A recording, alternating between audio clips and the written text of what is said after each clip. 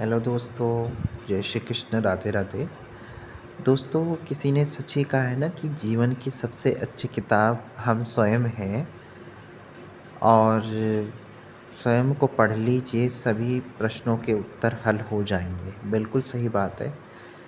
जीवन की सबसे अच्छी किताब हम स्वयं हैं।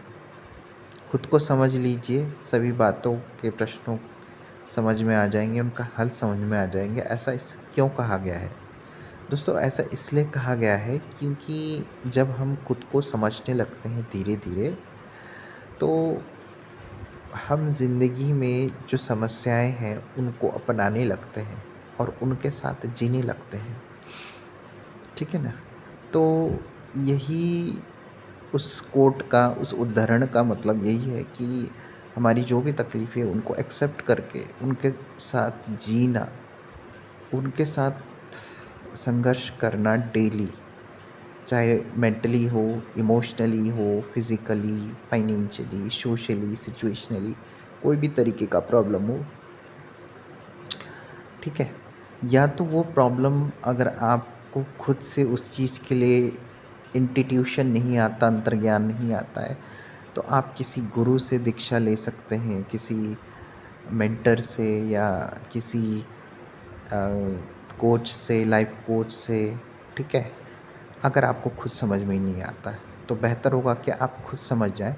अगर खुद समझ में नहीं आता, तो आप किसी ऐसे व्यक्ति से बात करें, जो आपको समझ सके। बहरहाल तो पहले आपको खुद ही समझना होगा खुद को, तब आप ही दूसरे को अच्छे से समझा पाओगे।